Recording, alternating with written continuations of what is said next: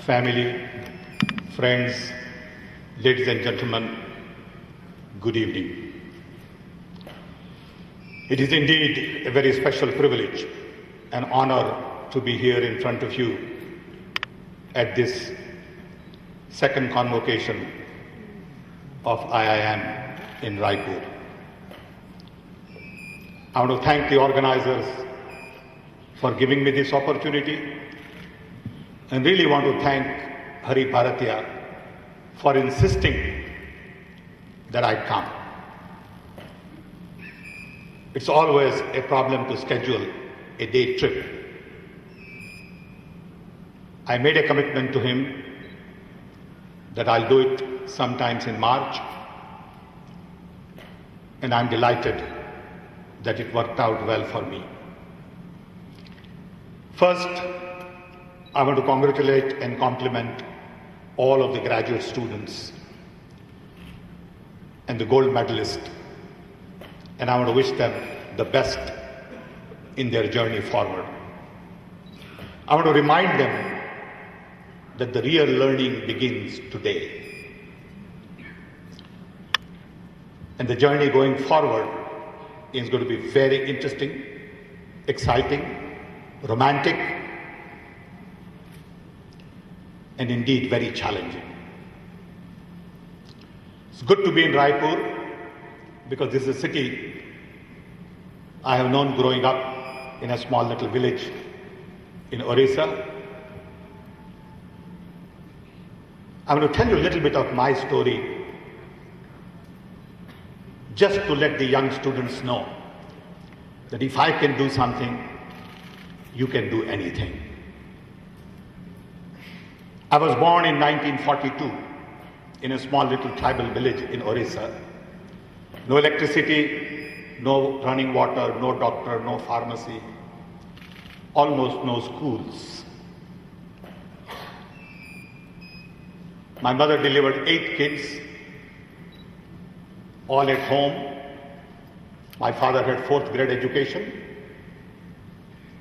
All 8 out of 8 turned out to be mentally healthy, physically healthy. All 8 went to US, did reasonably well. I went to school in Gujarat because there were really no schools in Tiklagarh. Parents wanted us to study Gujarati because we were Gujaratis born in Orissa. And those were the days of independence fervor. Gandhi and Sardar Patel were very much part of the family structure. Every day there was some news about Gandhiji at home. I remember as a little boy, when Gandhiji died, my father came home and said, Gandhiji died. And all of a sudden my mother said, Ram Ram. And immediately everybody in the house had to take a bath, as if somebody in the family had died.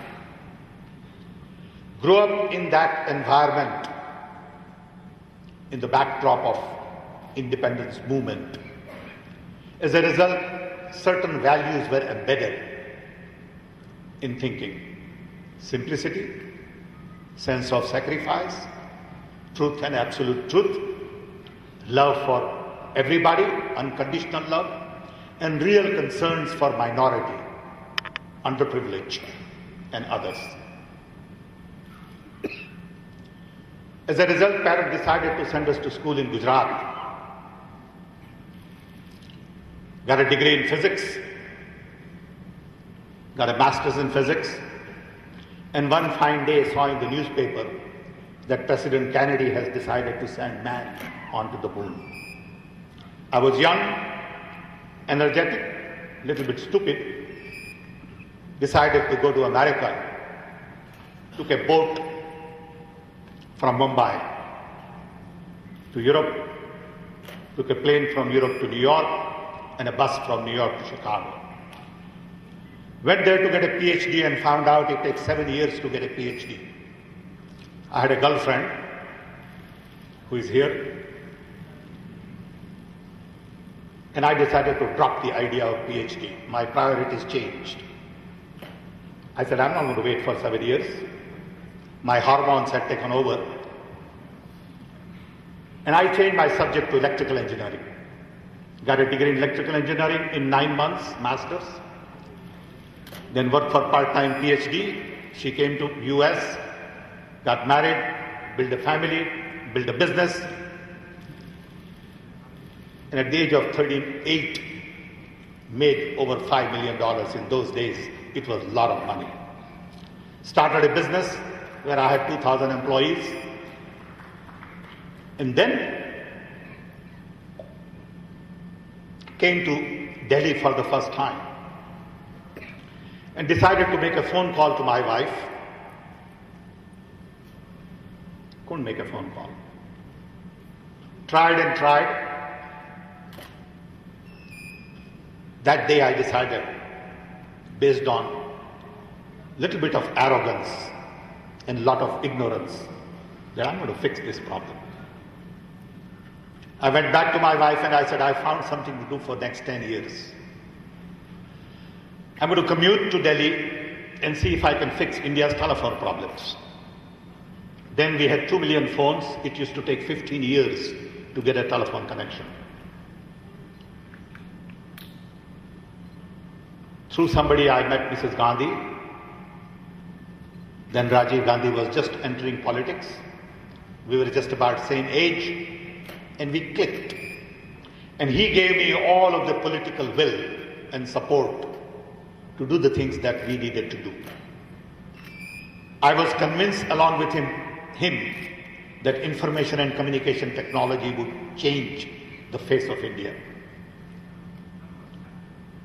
We focused on indigenous development, Indian talent, local production, digital communication, and decided that if we spend a decade, we would probably have enormous gain just in a short span of 20 years. Today we are a nation of a connected billion. We have 900 million telephones. The first phase of the telecom revolution is just about over. The second phase of the telecom revolution is just about to begin.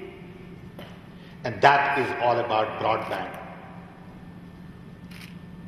And I'll talk about that in a minute.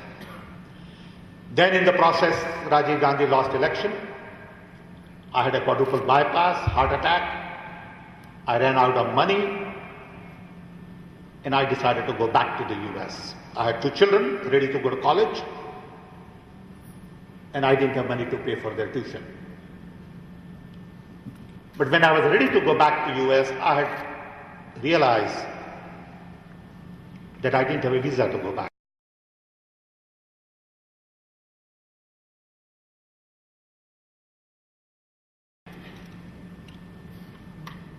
When we formed the government, I decided to focus on National Knowledge Commission because I was convinced that if telecom and IT can connect, next big challenge is knowledge. Education. I benefited a great deal from education. Education changed my life, my family's life. Education redefined myself. I'm a son of a carpenter. Nobody realizes that anymore. Nobody remembers that. Education gave me new caste, new definition, new empowerment. Spent 5 years looking at all aspects of knowledge, access, concepts, applications, use of knowledge in government. And the very foundation of how knowledge is created. Who creates knowledge?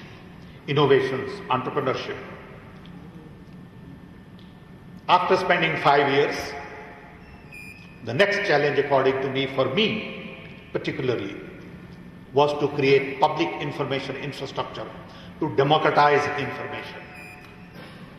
Indian democracy is really still not there. We are still very hierarchical, very feudal. And if we don't democratize knowledge and information, we can never build the society that we all dream of. So the next big challenge for me is to build information infrastructure and learn to innovate. So we are building networks to connect our universities, R&D labs, called Knowledge Network, where 1,500 nodes are connected to 40 gigabit bandwidth to improve collaboration, share knowledge, because all research today is multidisciplinary, requires a great deal of collaboration, and is happening faster than ever before. Then we are connecting a network to bring fiber to 250,000 panchayats. In addition, we are creating platforms for ID that Nandan Nilekani is working on, GIS, applications, cyber security, payment, procurement. So when all of these things are created in the next couple of years, perhaps at the cost of 100,000 crores, you will have a whole new infrastructure for your generation to work differently, to think differently, to operate differently. But the need of the hour then is going to be to focus on innovation. All of the old ways of doing things won't work anymore. When I started my journey, times were very different. India of 1947 had very little to show because colonial masters had taken all of the raw material from here and we hardly produce anything. We had to start from scratch. I remember going in a train from Raipur to Nagpur every 4 months to go to school and see Bhilai plant being built. Lot of red dust all over the place. Those were the days of building dams, steel mills, IITs, IIMs. But it took 50 years to get where we are. In 50 years now, we have success stories in atomic energy, space, green revolution, milk revolution, telecom revolution, and lot more. We have our own multinationals. We have successes in pharmaceutical, auto industry, and we have large number of entrepreneurs. So India today is very different from the India we had to operate. Your India is a lot more robust. It is full of talent, growing at 8%, leaving aside a few glitches. 91 liberalization has indeed created large number of innovative entrepreneurs. And these entrepreneurs have given us global presence. Today there are new tools. Internet is changing everything we do. It has far-reaching implications on governance, education, health, delivery of public services, and it creates a whole new set of business models. Internet is one technology. Biotech, nanotech, materials, all of these things give you whole different sets of tools. On one hand, you have new tools, new technology. On the other hand, you still have some very basic fundamental problems to solve. Disparity, demography, and development are three fundamental challenges in India today. Disparity between rich and poor, urban, rural, educated, uneducated is a major challenge. Demography, 550,000 million young below age of 25. What do you do with them? How do you create jobs for them? How do you skill them? provide nutrition, food, because that is the workforce for the world. Nowhere else in the world, population is young and growing. Only in India, you have this huge challenge of demography. Then development. Everything is happening in India, but not happening at the pace we would like. We need more roads, more schools, more hospitals, and we need to expand everywhere. We also need to excel, because quality of our work, our institutions, our education, our hospital, our governance, our judiciary needs a lot of work. Do you realize that we have 32 million court cases pending today? It takes 15 years to get justice. Last month, Supreme Court worked on a case which was filed in 1988. What kind of a system is that? Somehow we have just taken this as a normal routine business. It is time for you young to begin to question the very foundation of how we do things. We cannot go on doing things the way we have been doing. I am beating my head against everybody today to computerize courts, police, CBI and prisons. Everybody wants to do little vertical silos. But you get benefits of technology only when you integrate all of these things together. Today we need new mindset, new management methods. Command and control doesn't work anymore. You need collaboration, cooperation, you need teamwork, you need entrepreneurs, and you need to create jobs and not take jobs away. I know that everyone coming out of management school is looking for a job. You go to bank, investment bankers, you go to manufacturing, you take a sales job. It is silly for a graduate with wonderful education from an institution like IIM to go sell a soap. But that's what people do, because it's paid. The real challenge is to really address the problems of the people at the bottom of the economic pyramid. It's tough, because it requires focus on affordability that Hari Bhartiya talked about, scalability and sustainability. You cannot really follow all that you have learned, because I believe what you have learned is of very little value, because that is the old model. You may have to unlearn what you have learned. And I know people here probably don't want to hear that. I always tell young people that there are two groups of people you should listen to. One, your parents, and two, your teachers. Because they just don't have the idea of the kind of world you want to build. If I had an option, I would tell young, go do your own thing, make your own mistakes, explore new frontiers,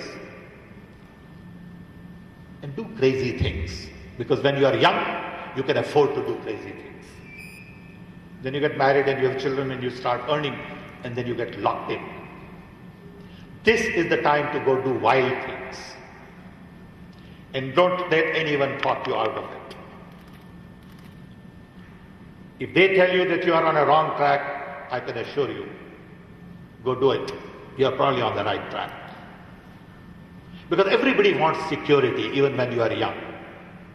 So they tell you to go get a routine job, get locked up, and in 5 years you are finished. You are like everybody else, robot. Do routine things, butter your boss, preserve your job, and you are done. If that's the life you want, option is yours. You need to be team player in this new world, and you need to break barriers. You need to work on local conditions. You need to really think very differently.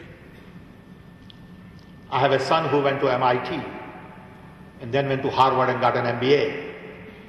When he graduated, I told him, I don't have any advice to give you. But I can tell you the lessons that I have learned. You decide what you want to share and what you want to use. Growing up, I used to tell my children that the only thing I can give you is father you can look up to. I have no advice to give you. Because my world was so very different from your world.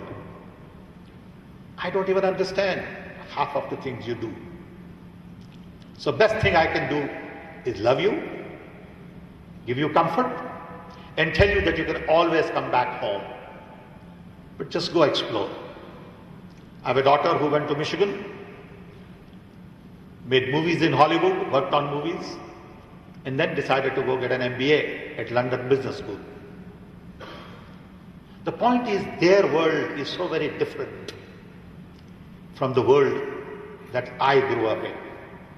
What advice I can give them? So I tried. I said, let me tell you the lessons I have learned. And I want to share with you, if you give me 5 more minutes. One, remember that when you went to school or college, you really learned about 7 things according to me. 1, discipline. Your homework is all about discipline. It is nothing about homework. 2, analytical ability. Graphs and charts and patterns and statistics and math and numbers. So you can look at something and say, it's going up, going down, going sideways. Analytical ability is very important. 3, creativity. Having had the discipline, analytical abilities, you got to create something new. If you don't create new, what good is all that education? 4, you got to be respectful of others, difference of opinion, different ideas. You can't have the only good ideas. Other people also could have good ideas, will look back to you. 4, ethics. Big issue in India, according to me, in business. You've got to be ethical. And ethics is all about looking inside. You've got to be global, you've got to be multidisciplinary. And to me, in the process, you've got to build very strong self. Whenever I look at building self, I always look to Gandhiji. There is no one else I know of in this world who had the kind of self that one can learn from. I find in India, we have very fragile self-esteem. Everybody is ready to be hurt. You don't say hello to me and I feel hurt. At work, people do not form teams because of hierarchical mindset. Self-esteem problems. Remember, there are 4 key words in India: Man, Apman, Swaman and Abhiman. These 4 words define every relationship. If you really focus properly on these 4 words, your work relationships will be very comforting. So there are 10 lessons that I shared. 1, focus on the job. Be work-centric and not pleasure-centric, family-centric, festival-centric. 2, focus on discipline. Get up early, go to work before everybody else shows up, and leave after everybody leaves. Have positive attitude. Glass is always half full. It is never half empty. 4, understand corporate roles and relationships. Learn to exercise leadership and accept leadership at the same time. Very few people do that. Either you accept leadership or you exercise leadership. 5, be a team player. Innovate every day in a small little way. integrate other disciplines and learn more about marketing, human resource, finance, business development, sales, promotions. Focus on business fundamentals. The key is to make more money than you spend. It's a very simple fact. Many people lose sight of it. The happiness is always positive cash flow. Keep an eye on larger goal, like Hari Bharatya said. Do things every day that needs to be done. Keep a diary. I have diaries from 50 years. Every day is spelled out what needs to be done. Everyone knows, very few people follow. Prepare weekly reports on yourself. I've just finished a big PowerPoint presentation on Sam Pitroda at 70. What does it mean to me to be 71 years old? What is my roadmap for next decade, assuming that I live to be 80? I never retire. I never take a vacation. Every day is a vacation. Because there is very little difference between job and joy. A lot of these skills are very critical. Learn to communicate well. To me, communication is a piece of art. What to say, when to say, how much to say, how to say, is something nobody teaches you. There are very few good listeners. Everybody is a good talker. Keep track of personal score. It is important to review yourself regularly. Read a lot. Invest time and money on yourself. Learn to manage money. And finally, enjoy life. Go goof off. Do crazy things. Take wild steps. Because if you don't do it now, you'll never do it. And be the change that you wish. Don't expect others to change.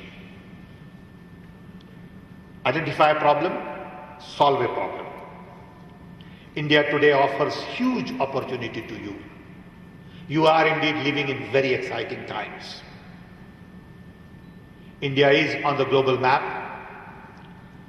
India is going through huge expansion. I believe India will continue to grow at 10%, 8%, 7% for the next 25 years to come. Like New Raipur, we will be building about 70 more big cities. Just to give you an idea, by 2030, 600 million people will be living in Indian cities.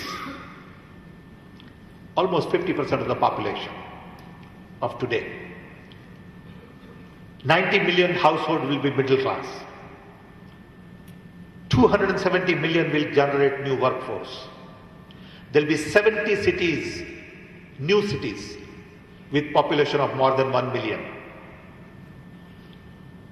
70% of the GDP will come from Indian cities, and 70% of the jobs will come from Indian cities. This is huge transformation that is going on, and you could be the real center of that transformation. I know I have taken a little more than the time I was given,